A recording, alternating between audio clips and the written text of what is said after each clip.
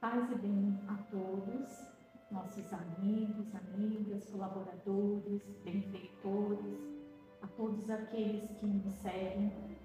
Neste tempo de Natal, hoje nós iremos falar sobre São Francisco e o presépio de Grécio. Eu gostaria de ler para vocês duas passagens nas fontes que vai falar sobre essa noite tão importante que ficou marcada em toda a história e marcado também como São Francisco ele trouxe essa novidade no presépio de Grécio. Eu vou ler com vocês primeiro a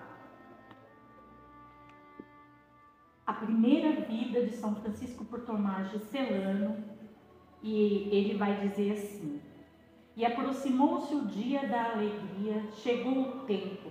Os irmãos foram chamados de muitos lugares, homens e mulheres daquela terra, com ânimos exultantes, prepararam, segundo suas possibilidades, velas e tochas para iluminar a noite que com aço cintilante iluminou todos os dias e anos.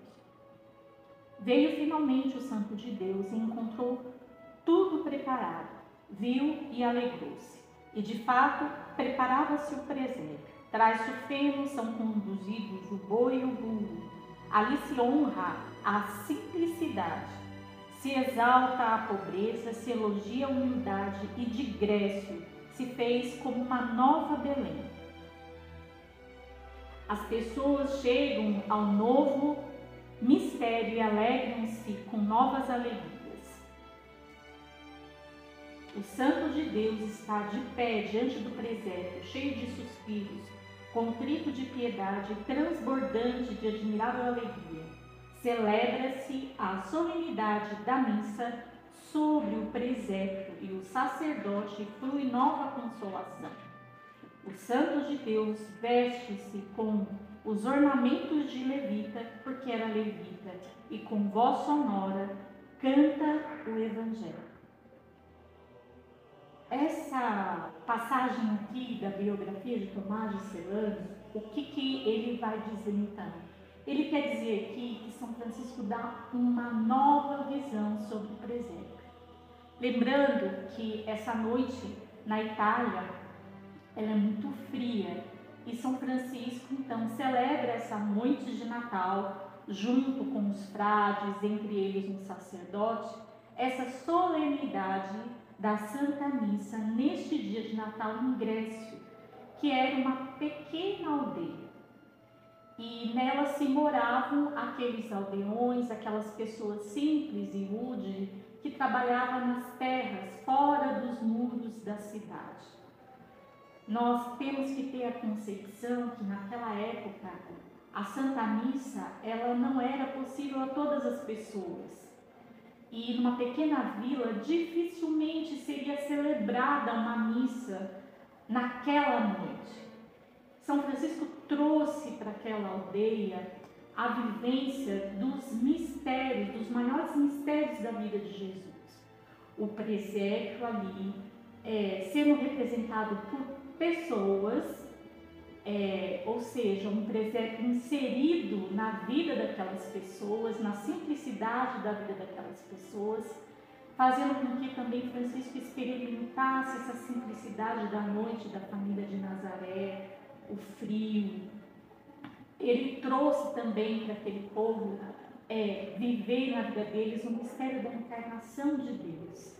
Aquele Deus que, sendo Deus, se despojou e se encarnou, e se fez homem, se fez frágil, e foi deitado numa manjedoura.